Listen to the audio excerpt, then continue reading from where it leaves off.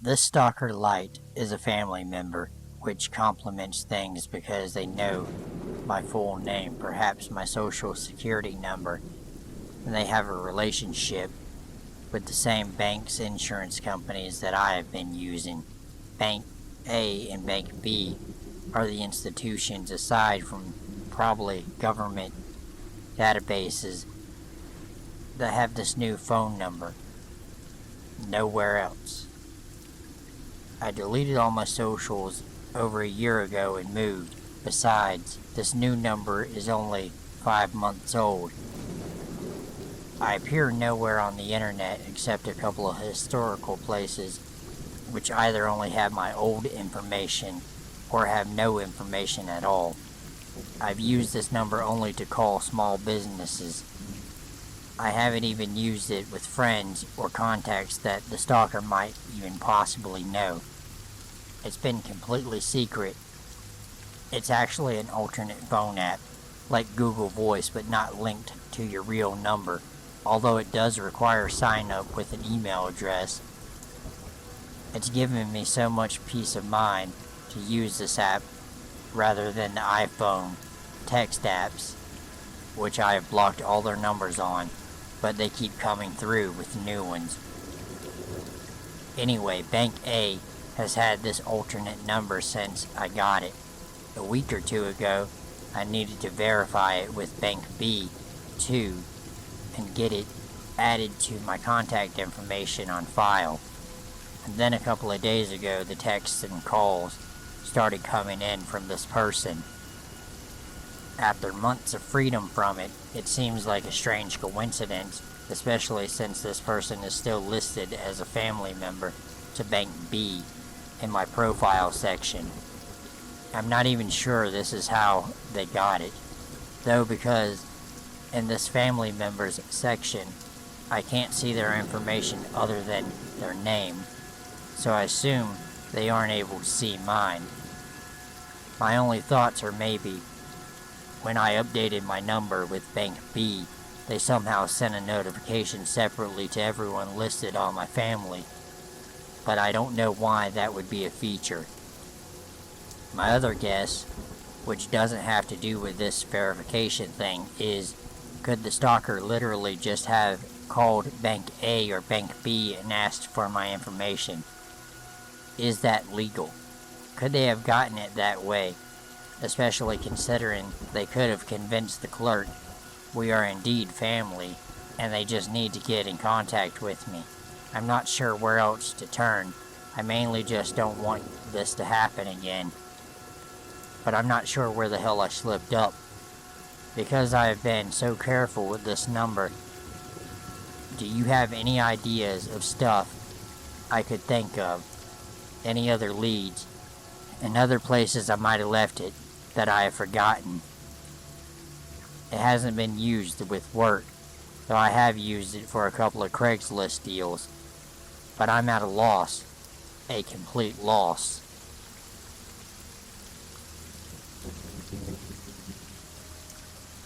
This incident happened a few years ago, but I think about it every time I drive.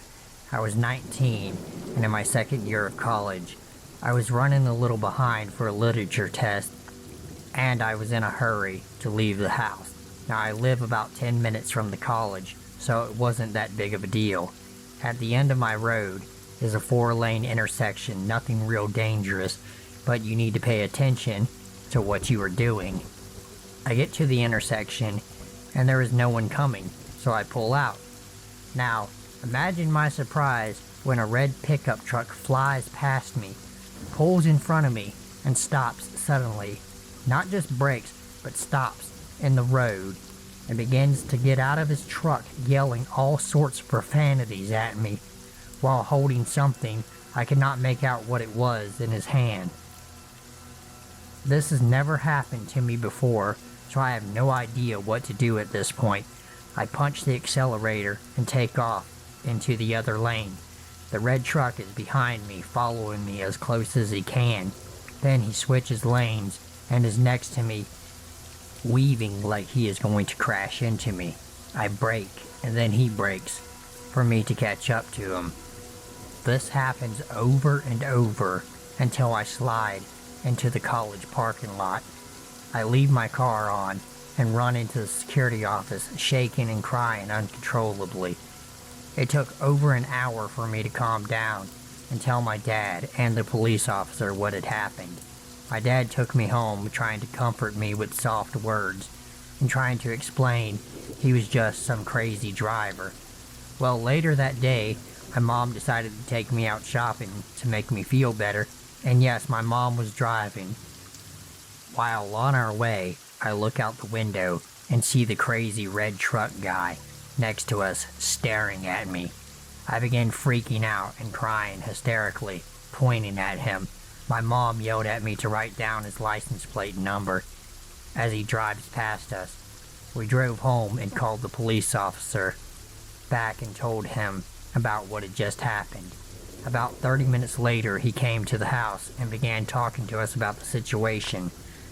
What he had found out from the license plate number, the crazy red truck guy had a drug problem and had been involved in 2 other cases just like mine. Now, the only difference was the 2 other girls went missing and have never been found. The officer tries to reassure me that I was safe and that I was a smart girl by driving to the security station at college. He went on talking, but my mind raced as he talked. What might have happened to me, what could have happened to me, I started thinking, am I really safe? I mean, he is still out there. Is he following me?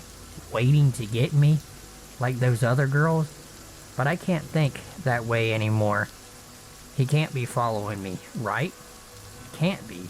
So crazy redneck red truck guy. Let's not meet ever. Ever again.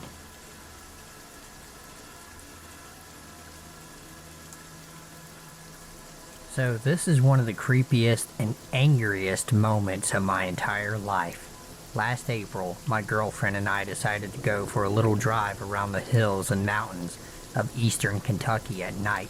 I know, bad decision, but we were really bored. For reference, I'm a 6'3", 175-pound male.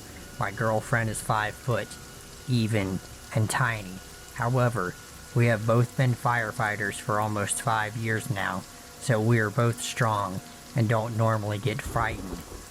So anyway, we decided to go for a little drive at night. We were driving around this back road through the mountains in my little white Mercury Sable because I'm a badass with a grandma car, obviously. And we come around the bend, and in the middle of the road is a school bus. Like, straight up the middle of the road.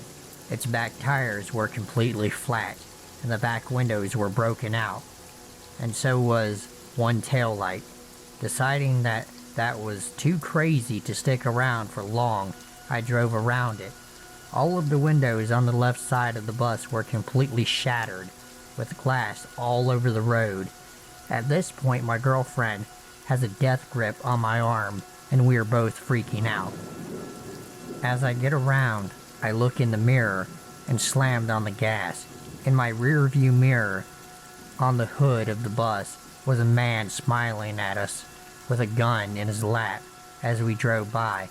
I'm too terrified to speak, so I just motion to the mirror to my girlfriend, and she screams, and we take off.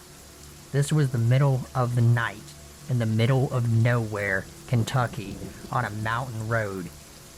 We hadn't passed the house in miles. It was eerie, but I thought it was over. Just some weirdo. I was wrong. We get back onto a main road and go to a gas station to get a drink and figure out what the fuck just happened. Obviously, I refused to let my girlfriend go anywhere by herself at the gas station because it was poorly lit and we were still freaked out. We go inside, get our drinks, and come back out. Sitting on the hood of my car was the same man that was sitting on the school bus, except without the gun. So, like I said, I'm a fairly big guy, and I really don't like when people scare my girlfriend. So I walked up to him and told him and not so nice terms to get off of my car. He smiled at me, and while still looking at me, smiling, said to my girlfriend, "I think you would do that again." My girlfriend, being from New Jersey, absolutely went off on this guy, screaming about how she's a Yankee and I'm more attractive than he would ever hope to be. This guy is still smiling at me, and he smells like dip, and he's got bits of dip in his teeth. When she finishes, he still stares at me and smiles and says, "Hey honey, come home, I got fry for you." At this point, I'm furious, and I grab the guy and throw him off of my car. That's when he moves between me and my girlfriend, which is not okay. He turns. That's when he starts muttering, "I have to get rid of that Yankee first. Yes, but what took the years I had so many that fucking work?" I'm seriously angry by this point, as he started talking about my girlfriend's body, and how he'd like to put things in it. I can feel my anger rising. Then I hear my girlfriend start crying, so I shoved him out of the way and grabbed her, opened the car door for her, locked it, jumped in my side, and turned the car on.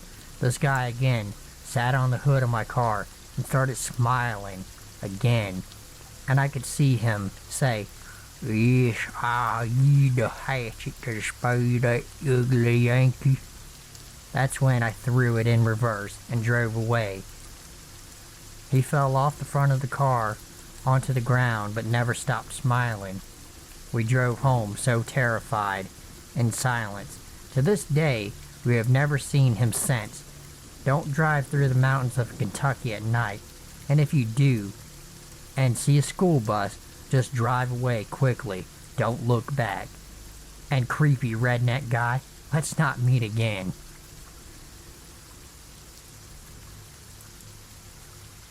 It was the night of prom, and me and 5 other girls, all around 17 or 18 years old, pretty much all black, had left the venue and were driving around aimlessly, hoping to catch up to a party to go to.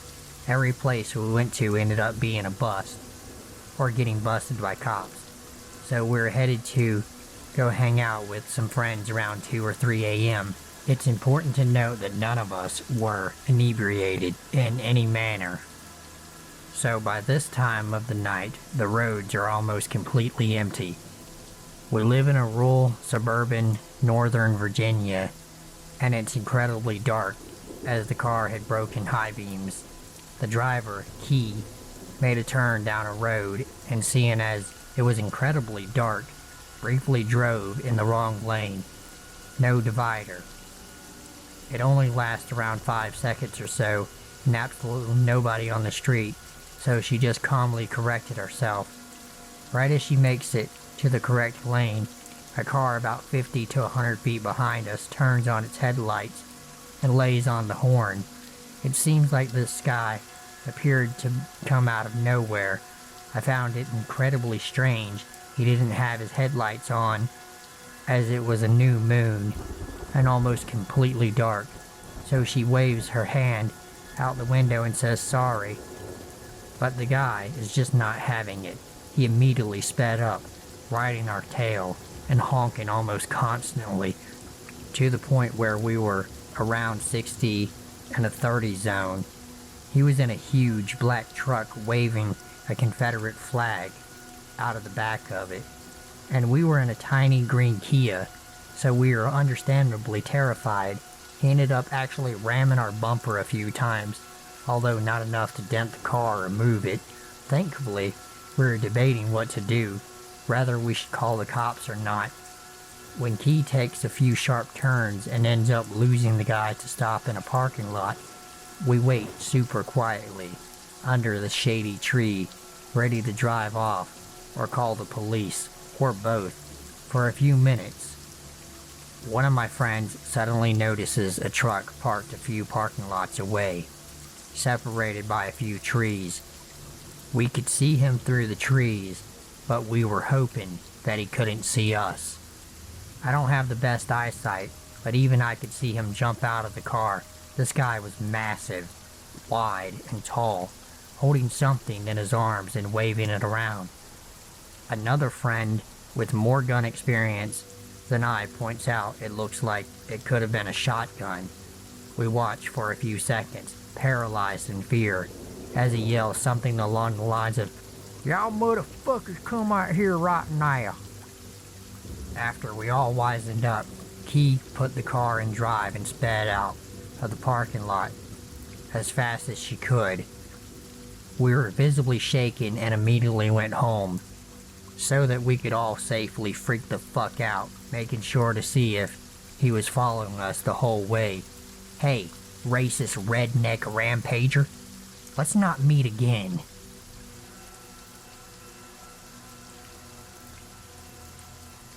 Okay, a bit of backstory. This story involves me and my friend. We were both 12 and 11. And we were both alone at the park, and it wasn't far from my house and our village. It is pretty small where everyone knows everyone, so our parents weren't worried about us, and we were in England, so not as much fear for kids being alone. Big mistake. Me and my friend were both messing around on the swings and car, watching as there was a private road to some fancy houses, so some nice looking cars came down every now and then.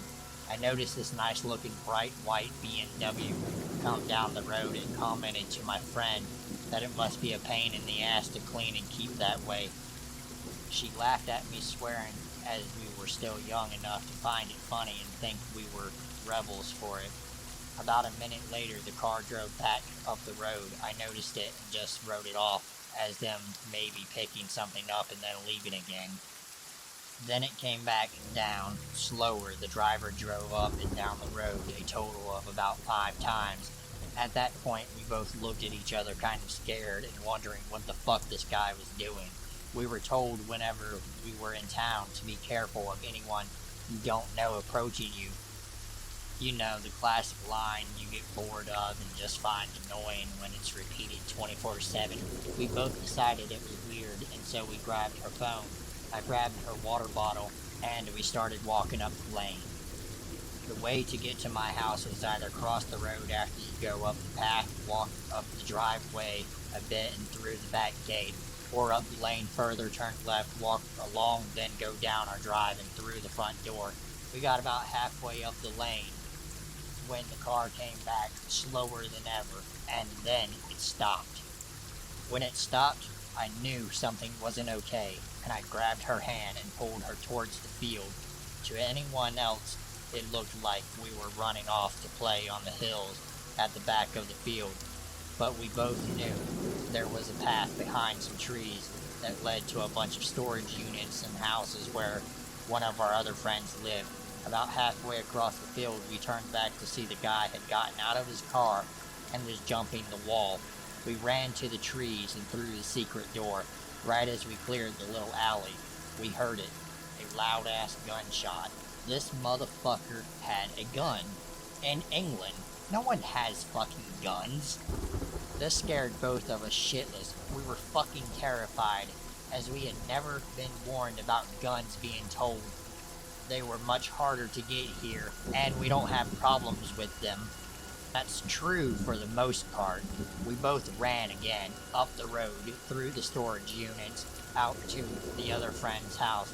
Neither of us breathed a fucking word about what had just happened and what we had experienced to anyone. Probably not a smart idea, but nothing ever happened. No deaths, crime, guns. Everything went back to normal. I probably should have told my parents, but I was dumb and I was young. And I'm not going to tell them now, about 3 years later, that a guy tried to shoot me and my friend. I wish the story ended there, but there was a little more.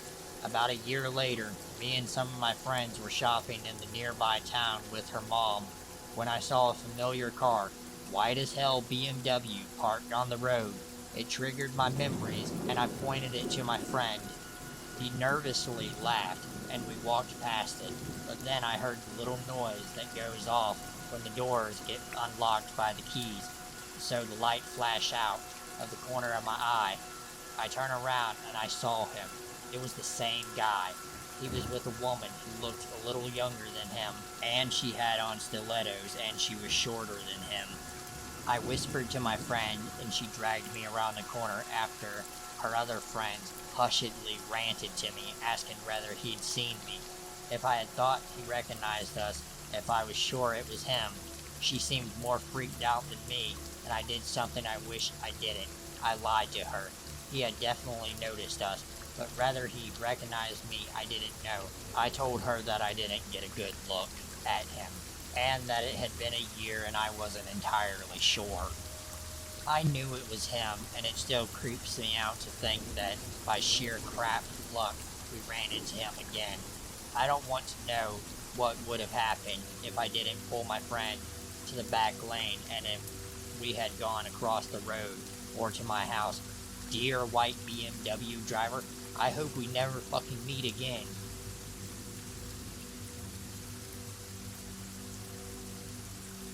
I apologize if this gets lengthy. There's a lot to unpack here. This happened to one of my best friends and I back in 2017. I feel like it's worth sharing. Some backstory. My best friend Elise was dating this guy Mark in 2016. They broke up right after New Year's was approaching. I've known Elise for over a decade, but we didn't talk much while they were together. I ran into them once at a local coffee shop, hugged her, and was chatting away while Mark stared at me in disgust, as if Elise wasn't allowed to talk to her friends at the time. I thought nothing of it, assuming he was just antisocial. I had no idea he would go on to ruin an entire year of my life. It's really fuzzy as to how Mark got into contact with me specifically. I believe Elise posted about her breakup, and I offered my support publicly, so he targeted me. It began on New Year's Eve. He started messaging me on Instagram over and over, threatening me. I was having a get-together with my then-boyfriend, two of my now ex-best friends, and my now ex-best friend's boyfriend. I remember seeing my notifications blowing up and ignoring it. Everyone else seemed more concerned than I was. I brushed it off until late that next day. I checked my phone and I had dozens of DMs from Mark, as well as a few public posts that he had tagged Elise and I in, calling us every name in the book and claiming I was the reason they broke up. I answered his DMs asking why he was targeting me. That was the biggest mistake I had ever made. After some angry messages from him, he blocked me, and I thought it was over. I also had several missed calls from Elise, so I finally contacted her and asked what was going on. She frantically told me that Mark was a dangerous man, and that he's been tormenting her since the day they became a couple. He would throw her around in his apartment, leaving awful bruises that she sent me photos of. He would threaten to commit suicide if she left him, and he even threw a hissy fit at a tattoo shop because they wouldn't tattoo Elise's first and middle name over his eyebrow. He got Crybaby instead, fitting. Elise also informed me that Mark had gone to jail before meeting her for domestic abuse. He stabbed his ex-girlfriend in the leg and was only behind bars for a month before his dad bailed him out. With this new information, I was terrified. Elise told me where he lived, and it was directly behind the coffee shop I mentioned earlier. I frequented that building and that part of town in general. That'll come into play later. I eventually calmed myself down and forgot about him until he got my phone number. I still don't know how he got it, but I woke up to 30 plus messages from him one day and was horrified. His messages included threats to kill himself if I didn't help him and Elise get back together, threats to kill me, cries for help, him blocking my number and then unblocking it just to start the cycle all over again, I being very naive and not wanting to be held responsible if he actually killed himself, did not block him. I asked him to leave me alone and if he wanted a number to a hotline where he could get some help, and he pretended to calm down for a bit I gave him the number after many messages from him saying how much he missed Elise but also wanted to kill her. I told her immediately and pushed her to go to the police. She did not. He conditioned her to believe that she would get in trouble if she reported him. This went on for months. I usually didn't respond, and when I did, he seemed to chill out for a bit. I'm skipping ahead to a particular night where Elise and I were hanging out at my house, where we were chatting away. When my phone started to light up, I ignored it and kept talking because I didn't want to be rude. Elise peeked at my phone and said, "It's Mark, look." Sure enough, Mark was bombing my phone with threats to slit his own throat because he knew Elise was at my house, calling us both cunts and claiming it would be our fault if he died that night. I did not answer, but what came next is something that still haunts me to this day. He sent a video. Being curious, I clicked on it. Elise watching over my shoulder. The video was of Mark's arm, a huge gash going down the middle. He was fake crying in the background, saying, "You made me do this, I fucking hate you both." He clenched his fist over and over again to make more blood gush out. Elise and I were in such shock that we watched the entire 50-second clip, despite how disturbing it was. I immediately called my local police station. Elise gave them his address, and an officer came to my house to view the video and take down some notes. While we waited for the police to arrive, Mark posted the gruesome video to his Instagram and unblocked Elise and I just to tag us in it, claiming that we told him to do it. Being a conversational, attractive guy with an e-boy aesthetic, the girls that swooned over him commented some pretty harsh things about us and kissed his ass like crazy. He was admitted to the hospital that night, and I wish they kept him. The harassment continued the second he got out. Time traveling a little more now to a few months later. Mark hadn't let up, and Elise and I were still very close. We had a friend, Kayla, visiting from across the country. She also had a run-in online with Mark, hated him, but wasn't afraid of him. She was always carrying more than one weapon, some pepper spray, and she knew how to fight. So she suggested we go take a walk in the part of town he lived in. She wanted to visit that coffee shop, see some of our small businesses, and then grab dinner at a pizzeria. Elise and I reluctantly agreed. We parked in front of the coffee shop, grabbed some drinks, and started walking down the road. Within about 5 minutes, Mark drove by on one of his motorcycles. Elise and Kayla were immersed in conversation as I trailed behind. I looked up and made eye contact with Mark. Elise and Kayla noticed him as well as he was speeding off. Kayla assured us he wouldn't get anywhere near us with her around, so we kept walking.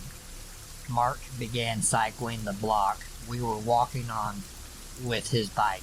As we crossed to the next block, he switched to that block and circled it too. On the third block was the pizzeria place. Their walls are all glass, all see-through, of course. We went in and were seated in the corner, right next to the glass. We sat there for about an hour and a half, eating, talking, and sipping on soda. Mark circled the restaurant the entire time, and we did our best to ignore him. Once we were finished, we got up to leave. Mark sped off, and we didn't see him again that evening. Some time passed, and Mark began riding by Elise's house every night. Within a week, he started doing the same to me. I told my parents and my stepfather, who kept a close eye on our street. My mom always made sure our doors and windows were locked, shades were shut, etc. Before going to bed, my dad would even do a nightly patrol, where he would drive around my street for a few minutes on his way home from work. Since he no longer lived there, he would call me and let me know that the coast was clear as he was leaving. I still woke up almost every night to the sound of his motorcycle engine revving up outside my house.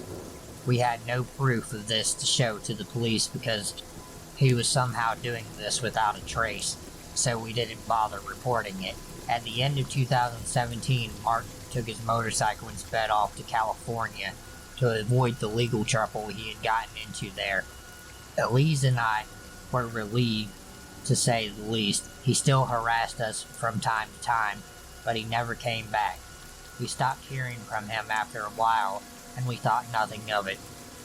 Fast forward one last time to September of 2019, Elise and I were out and about, enjoying the sunshine, when she got a phone call.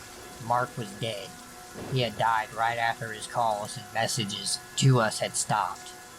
He got into it with his new drug dealer in Arizona and pissed them off enough for them to come and shoot him. He died instantly. He also caught more than 2 domestic violence charges in California and in Arizona, and was on the run from his warrant. His father told everyone it was an accidental overdose because Mark was known for abusing Xanax and other miscellaneous drugs, but it was to cover his sociopathic son's ass. I'm not sure if Mark's death was his karma or some higher being protecting us and all of the girls he's hurting before and would hurt in the future, but he's gone. We never have to worry about our safety because of him ever again, although seeing photos of him does still give me the creeps. Mark, I don't know where you are, but this world is better off without people like you. I am so glad you are gone. Let's never, ever meet again.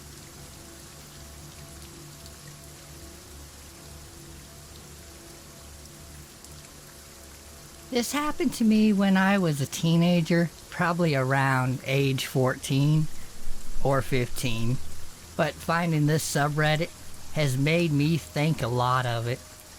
Some background for the story, of course. I hate clowns. I always have and always will. I'm not 100% sure why, but they creep me out and make my skin crawl. However, over the years, I have found this is the general consensus among most people, as I have rarely met someone who loves clowns. Take it away, Quanisha. So my friend and I just finished watching a movie at the theater and was inside our local mall. The movie ran late and probably finished around 10 p.m. The mall closed at around 9 p.m., so it was dark and all the stores had their gates down. And it had a spooky enough feel about it. The doors were locked from the inside, so we walked through the mall to the other side, which had doors close to the trail we used to walk to go back home. Nothing was out of the ordinary at all about this until we got to our exit.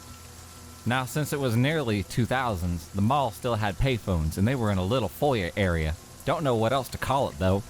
So there was one set of doors, then the foyer, and with the phones, and then a second with a set of doors on the outside. We opened the first set of doors, and sitting in there was a fully dressed clown. I'm talking big, red, floppy shoes, comically oversized pants, stupid red nose, and that stupid white face paint. This man, in the awful costume, was middle-aged, probably in his 50s. He was not on the phone. He was just hanging out in there. We hurry past him as I'm breaking out into a cold sweat and go through the double doors to the parking lot, and he follows us. I'm about to pass out and die at this point, since him just being a clown was creepy enough. But now that's also a middle-aged man following 2 14-year-old girls outside adds a whole other element. He's calling out behind us, and we are ignoring him. He continues to try to get our attention, and we start picking up speed. As he gets closer, I try listening to what he's saying, and he's literally just talking nonsense. Nonsense. I catch a phrase here and there. One of the things I can make out is him talking about how it's a full moon, and look how big it is. But he's talking to us, not himself. So we make it to the other side of the parking lot, But this is the part where we head into the woods to cut through the trail to head home, so I definitely didn't want to see this man following us into the woods. We made some sharp turns and hid behind a car, and after a while we just lost sight of him, and hopefully he had lost sight of us. And we hauled ass into the woods, Thankfully, we escaped unscathed except for the creepy memory of this clown man. And I gotta say, there ain't nobody got time for that shit. So, creepy clown man who hangs out alone in malls at night. Let's not meet again. Motherfucker.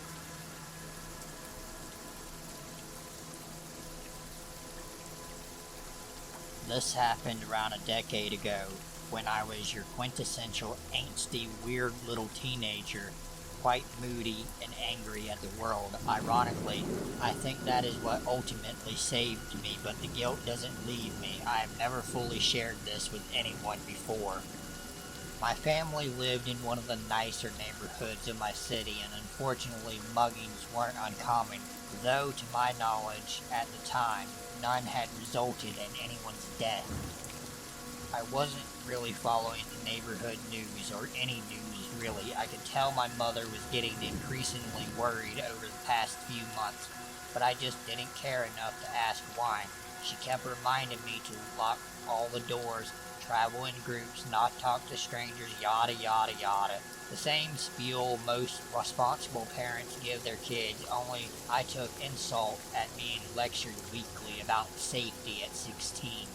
Our first fight about this happened when I was told I was not allowed to walk alone from the train anymore. I was taking some extracurricular lessons at the center of the city and rode the train to the end of the line where I lived, which was in no way remote. Our apartment building was about a 10-minute walk from the station, and I had been doing that distance since I was little. I could literally do it with my eyes closed. I usually walked around with my headphones on and my old and much beloved CD player in my bag, listening to something loud and grungy, feeling completely safe in my little bubble of melodious solitude. Lots of yelling and screaming, lots of "you still treat me like a child, you don't trust me, you are suffocating me, you are taking away from my freedom, you are the world's worst mother ever" drama. You get the idea. Eventually we came to a compromise. As long as there was still light out, I could walk home. Otherwise, I'd give her a call, and she would come pick me up. I was fine with that for the time. On that particular night, however, I was really, really angry. Don't ask me what about. I honestly don't remember the reason. I just remember the wrath. I wanted to scream bloody murder, and the feeling got even more exacerbated when I realized I had to call my mommy to pick me up. Nope. No way I was doing that. It didn't matter that it was raining. I wasn't a baby or made of sugar. I got out of the train, ignored the heavy rain, and marched straight home. On the outside, I must have looked like a normal 16-year-old listening to some music while hurrying home. But on the inside, I was preparing to crush my enemies, see them kneeling before me, and hear the lamentation of their women. The way from the station to my home is pretty well lit, except for one turn. Back then, there were unkept hedges on both sides of the corner, one in front of the abandoned lot, and no street lights at all for about 100 feet. I approached the turn completely oblivious of my surroundings, internally planning my revenge against a yet unidentified foe, when someone jumped out beside me from the bushes wielding a large kitchen knife. Most of what follows I remember in a blur. I don't remember what he looked like. It was dark, and he was wearing a hood. I remember he smelled strongly of medicinal alcohol, but I honestly don't recall him saying anything. He probably didn't have enough time to anyway, because when he jumped out of the shadows, I was so startled I dropped my Discman, and that was it. I saw red and completely lost it on the guy.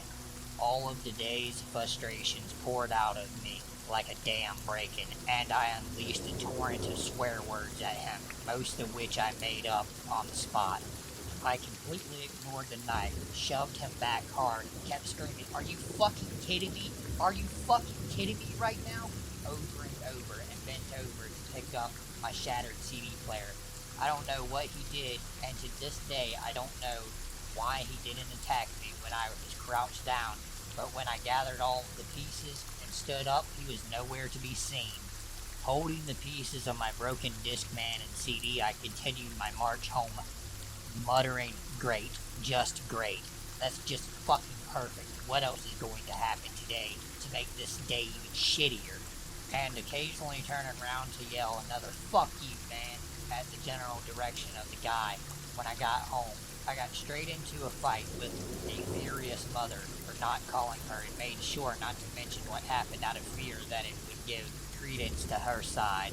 The gravity of it all hit me in the shower after the adrenaline had subsided, and yet I think I still cried more for a broken Discman than for realizing the danger I had put myself through and what I just survived. It all came crashing down on me 2 days later, when one of my neighbors was found stabbed in the lot behind the hedge where I was attacked. I didn't know her that well. We went to Sunday school together, but my family and hers were neighbors for years. I overheard my mother talking on the phone about the serial killer that was making his rounds around the most affluent parts of the city, and how this was the latest in a series of muggings and stabbings in the area.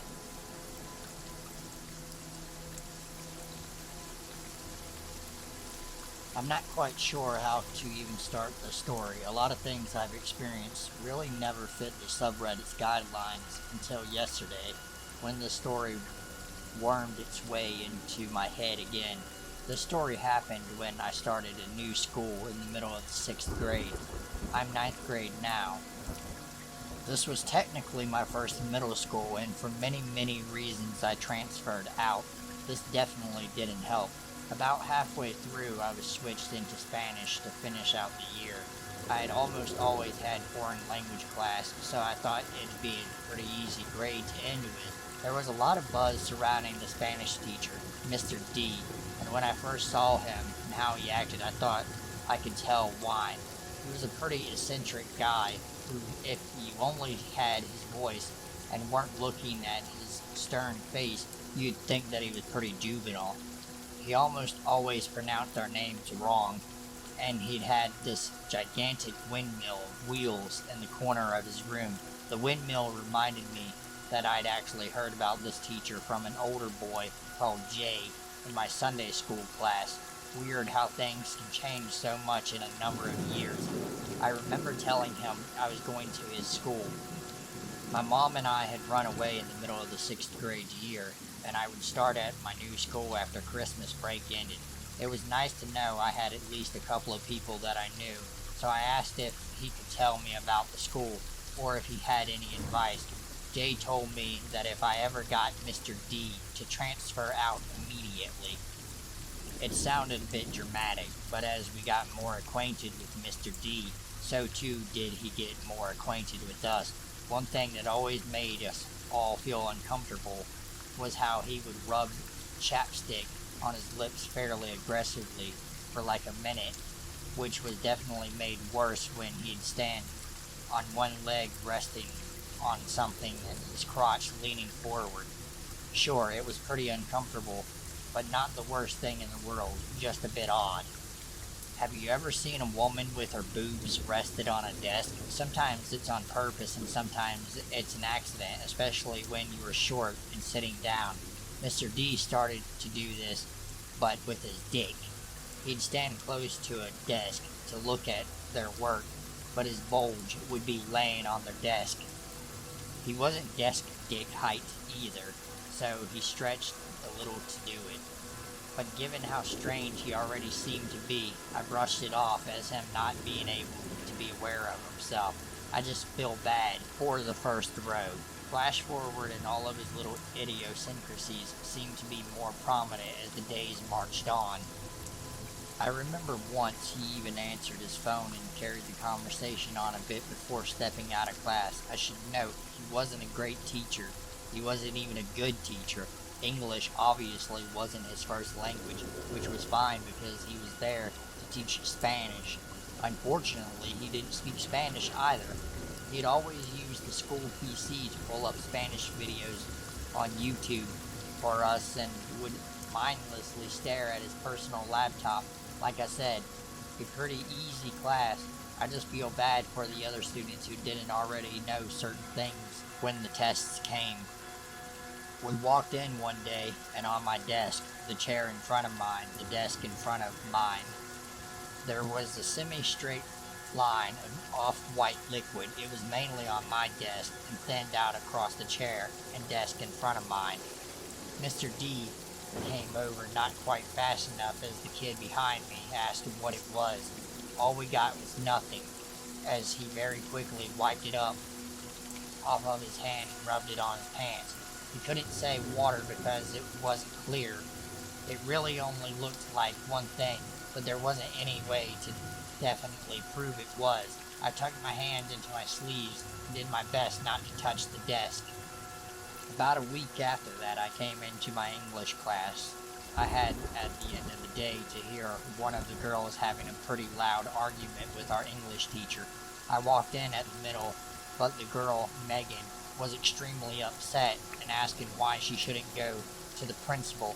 Megan was a bit of a hothead, sure, but she was still a really nice girl. I couldn't see her dramatizing the situation this much. I later found out what had happened from my best friend at the time, who was in Mr. D's class when it went down. Their class was ahead of us, so their test was scheduled for that day. After papers were passed out, Mr. D went back to zoning out on his laptop until Megan needed to ask a question. She had her hand up for ages and he never noticed, so she went over to where he was at and freaked out on him.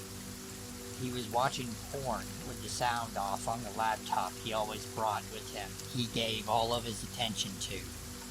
So when I came in, Megan was being reprimanded for being pretty verbal with Mr. D. Our teacher was basically telling her she shouldn't have been upset with the teacher watching porn in class and that it's his laptop, as if that nullifies anything. Looking back, it explains so much of his shifty behavior. The desk dick rests, the hardcore stares, the personal laptop all the time, and the definite cum on our desks. It wasn't the first time he had done it, and probably wouldn't have been his last if he were not suspended for the rest of the month. Mr. D disappeared, and we had a sub finish out the rest of the year with us. I got the fuck out of that school after everything that happened there, but still kept in touch with a couple of friends. They told me that Mr. D was back for a while and that he was the gym teacher and co-soccer coach, and next year taught English. I really want to say it surprises me he was brought back even without knowing anything about what he teaches, but it doesn't. In hindsight, that school was atrocious. I have so many memories of bad shit students and teachers alike did to me.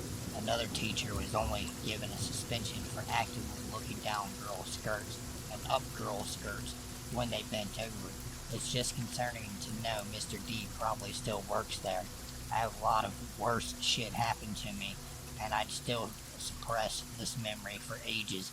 So teacher who came on my desk and definitely scared some kids for life, let's not meet again.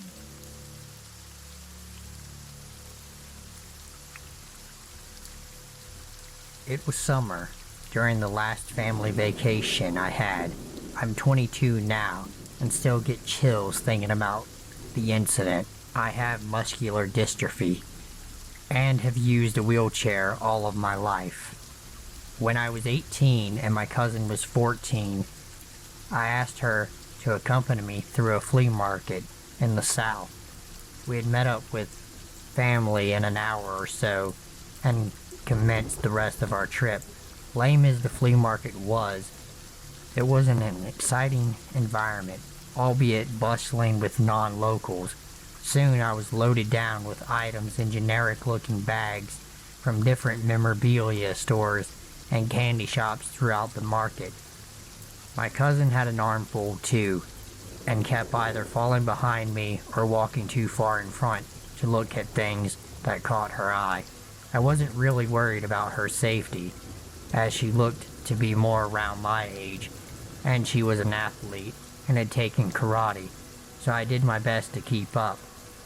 It was extremely hot, and the market had AC, but it was huge and stuffy, and pretty soon we were ready to leave. Family members were due back to the meeting spot soon. So we waited in an area near the back of the market. Kiosks lined the back of the wall of the place and often had doors leading back into little rooms, which I assume was where they kept things stocked. We found a bench and sat on it and ate some ice cream. Then the grimiest looking redneck sat behind us. I had my chair pulled up next to the bench and she sat in the middle of the bench. The freak, who had been 40 or older, sat in between us. He had no sleeves and stringy brown hair with a gross chin strap thing hanging off of his chin. He does the chill guy thing of leaning back and putting his hand near my chair and completely over my cousin's 14-year-old shoulder. He didn't say anything for like 30 seconds. I was too freaked out to talk to my cousin from across this man. Then he got up quickly and asked us if we wanted tattoos. When we reacted with strange expressions, he corrected himself. He actually meant temporary ones. I finally spotted his shop, nestled into a backlit hole in the wall with nasty designs sprawled all over the walls. There was no sign or business name on the lot anywhere, and even if I wanted a temporary tattoo, I wouldn't let him give her one or me one. We said no thank you, and began gathering our stuff as if we were ready to leave. Like I said earlier, this was near the back and almost in a corner, and not much traffic was coming through the area, and it was literally shady. Being hyper aware of safety in my surroundings, I immediately start getting nauseous and start rolling away. I figured cousin would follow, but he was still talking to her. I rolled back a bit and asked her to hand me something off of my chair and told her to come the fuck on. We giggled out of nervousness to each other, and as we were leaving, he playfully came off scary as hell, grabbed the handlebars of my wheelchair and said, "You know, I could beat you, honey." I wasn't turned around towards him, so I pretended I didn't hear, and we escaped into the crowd to go wait for my family somewhere else. Because of my disability, I am very petite and thin, and obviously do not look like an able-bodied 18 to 22-year-old, coupled with the fact that the guy touched me and seemed intent on getting us back into the little room that only he appeared to work at. Why did a 40-plus-year-old man try to solicit a 14-year-old girl, much less a disabled one? It was fucking scary, and did not help my anxiety about public places.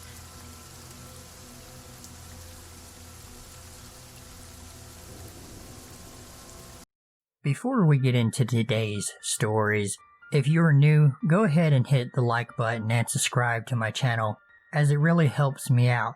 And if you are already subscribed, welcome back and thank you for subscribing.